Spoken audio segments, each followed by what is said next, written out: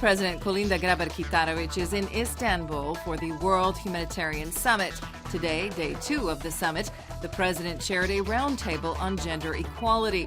She warned that only 12% of global humanitarian aid is allocated for the specific needs of women and girls, and only 1% goes to NGOs that fight for gender equality.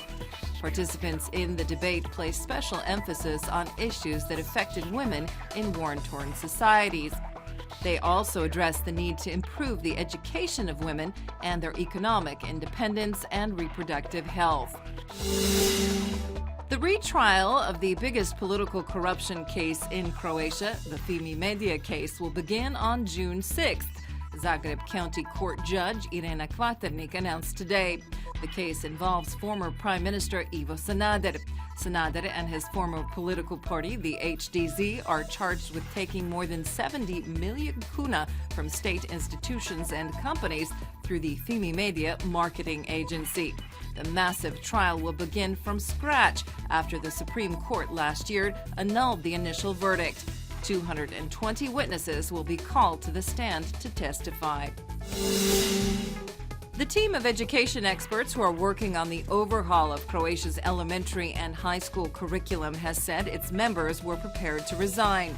They are demanding that Education Minister Predrag Šustar take a firm stand by tomorrow on whether the reforms are truly going to go ahead or not.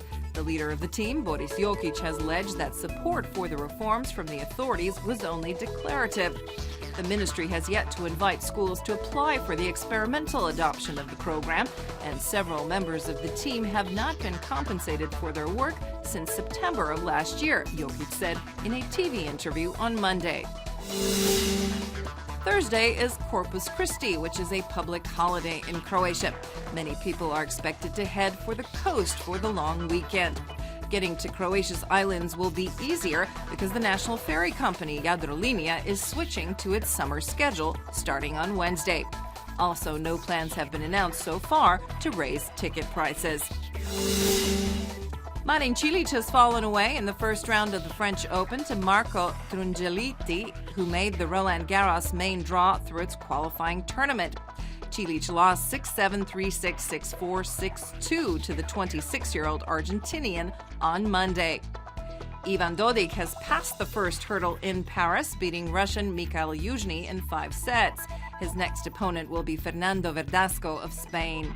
Ivo Karlovic is also through to the next round after he disposed of Spaniard Albert Montañez in straight sets. He's up against Jordan Thompson of Australia next.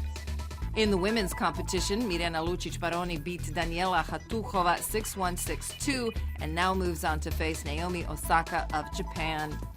Croatia's national football team is training for Euro 2016 in Sveti Martin na Muri.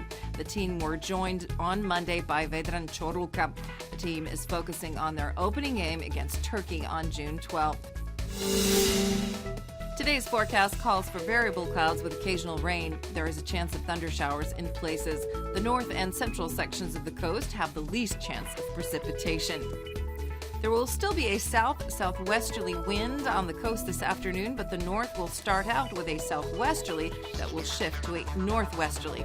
By day's end, a northwesterly will be blowing along most of the shore.